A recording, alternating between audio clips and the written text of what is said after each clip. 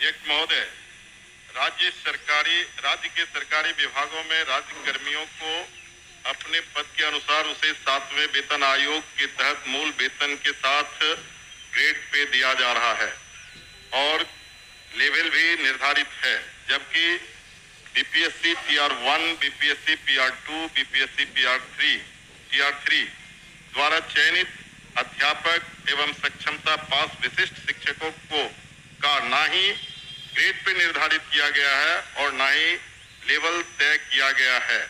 सिर्फ नियोजन के तहत वर्ग 1 से 5 के अध्यापकों को एवं विशिष्ट शिक्षकों को 25,000, वर्ग 6 से 8 के अध्यापक को 28,000, वर्ग 9 से 10 के अध्यापक एवं विशिष्ट शिक्षकों को 31,000, वर्ग 11 से 12 के अध्यापक एवं विशिष्ट शिक्षकों को 32,000 रुपया मूल वेतन दिया जा रहा है, जो 7वें वेतन आयोग से बिल्कुल अलग है, जिसके कारण भविष्य में अध्यापक एवं विशिष्ट अध्यापकों को 8वें वेतन आयोग के लाभ से वंचित रहना पड़ सकता है, जबकि उक्त शिक्षकों को भी राज्य कर्मी का दर्जा प्राप्त है। अतः उक्त शिक्षकों के हित में पद के अनुसार शिक्षकों को ग्रेड पे तथा लेवल निर्धारित करने हेतु हम सदन के माध्यम से सरकार का ध्यान आकृष्ट कराते हैं। माननीय मंत्री शिक्षा विभाग। अध्यक्ष महोदय, वस्तुस्थिति यह है कि पंचायती राज संस्थाओं एवं नगर निकाय संस्थाओं द्वारा नियुक्त शिक्षकों को समान कार्य के बदले समान वेतन देने से संबंधित माननीय सर्वोच्च न्यायालय में दायर SLP-C संख्या 20/2018 बिहार सरकार एवं अन्य बनाम बिहार माध्यमिक शिक्षक संघर्ष समिति एवं अन्य के साथ दिनांक 10/5/2019 को पारित आदेश, जिसमें माननीय उच्च न्यायालय के द्वारा समान कार्य के बदले समान वेतन देने हेतु पारित आदेश को निरस्त कर दिया गया है। राज्य सरकार पंचायती राज संस्थाओं एवं नगर निकाय संस्थाओं द्वारा नियुक्त शिक्षकों को बेहतर वेतन एवं सेवा शर्त हेतुकृत संकल्पित रही है। राज्य सरकार ने सहानुभूति पूर्वक इन शिक्षकों को 1/9/2020 से EPF योजना, जिसमें राज्य सरकार के द्वारा लगभग 5% अंशदान दिया गया है, से आच्छादित करते हुए दिनांक 1/4/2021 से 15% का वेतन वृद्धि किया गया। पुनः राज्य सरकार द्वारा स्थानीय निकाय शिक्षकों को बेहतर सेवा शर्त एवं वेतन प्राप्त हो के परिप्रेक्ष्य में बिहार विद्यालय विशिष्ट शिक्षा नियमावली 2023 अधिसूचित किया गया। नए शिक्षकों के नियुक्ति हेतु बिहार राज्य विद्यालय अध्यापक नियुक्ति, स्थानांतरण, अनुशासनिक कार्रवाई एवं सेवा शर्त नियमावली 2023 अधिसूचित किया गया। सरकार द्वारा इन दोनों नियमावली से नया पद सृजित किया गया। यह पद 7वें वेतन आयोग लागू होने के बाद सृजित किए गए हैं, इसलिए यह पद 7वें वेतन आयोग द्वारा निर्धारित पदों में सम्मिलित नहीं है। सरकार द्वारा सरकार के अन्य बहुत सारे पद सृजित किए जाते हैं जो 7वें वेतन आयोग में सम्मिलित नहीं होते हैं। इन दोनों नियमावली के तहत वर्ग 1 से 5 के शिक्षकों को 25,000, वर्ग 6 से 8 के शिक्षकों को 28,000, वर्ग 9 से 10 के शिक्षकों को 31,000 एवं वर्ग 11 से 12 के शिक्षकों को 25,000 प्रारंभिक वेतन निर्धारित करते हुए पे मैट्रिक्स का निर्धारण किया गया। उक्त नियमावली के तहत शिक्षकों को बेहतर प्रोन्नति का लाभ दिया गया। अगले संभावित जो वेतन आयोग 8वां वेतन आयोग में ये शिक्षा विभाग द्वारा इन विद्यालय अध्यापकों एवं विशिष्ट शिक्षकों के वेतन मान को उचित स्तर पर निर्धारित करने हेतु वित्त विभाग को अनुशंसित किया जाएगा।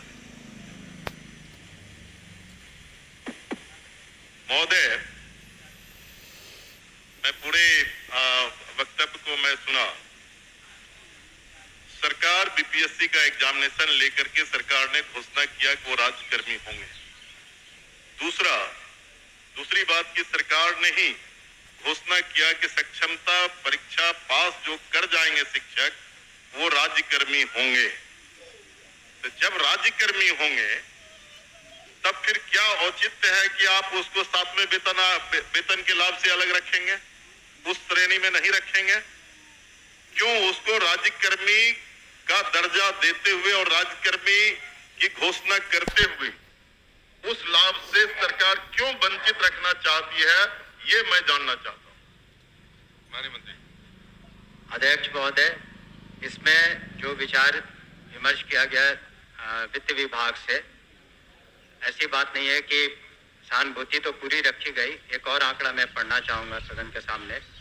वर्ष 2003 में जो नियुक्त प्रशिक्षित शिक्षा मित्र थे, प्रारंभ में उनका नियत वेतन प्रति माह था 1500, जो वर्तमान सकल वेतन प्रति माह हो गया 31,340। वर्ष 2006 में नियुक्त पंचायत प्रखंड नगर शिक्षक थे 5000, उनका वर्तमान सकल वेतन प्रति माह हो गया 29,410। वर्ष 2010 में नियुक्त पंचायत प्रखंड नगर शिक्षक 7000 था वेतनमान, तो उनका हो गया आज के दिन में 29,410। वर्ष 2013 में नियुक्त पंचायत प्रखंड नगर शिक्षक 10,000 थे, उनका आज के दिन में 29,410 सकल वेतन प्रति माह हुआ। ये वित्त विभाग की सोच थी कि इनका 7वें वेतन आयोग से आच्छादित नहीं होंगे और इनके लिए अलग से उन्होंने एक पे मैट्रिक्स बनाई। लेकिन साथ ही हमने ये भी कहा कि भविष्य में जब 8th पे कमीशन लागू होगा तो उसमें फिटमेंट कमेटी बैठती और फिटमेंट कमेटी जिस श्रेणी में ये फिट करेंगे उसमें उनको आच्छादित करेंगे। धन्यवाद। महोदय, जो सरकार के द्वारा वक्तव्य फिर दोबारा दिया गया, ये पुरानी बात को दोहराई गई कि जब नियोजन इकाई कई नियोजन इकाई थी, आपने तय में उस तमाम नियोजन इकाई को भंग कर दिया। अब जिला स्तर पर नियोजन इकाई आपने गठित कर दिया, जितने जिला है उतने ही नियोजन इकाई है, और आपने आपके फैसले से सरकार ने फैसला लिया कि अब तमाम जो पहली प्रक्रिया थी उसको हम समाप्त करते हैं और बीपीएससी से एग्जामिनेशन लेकर के हम शिक्षक को बहाल करेंगे और वो राज्यकर्मी होंगे।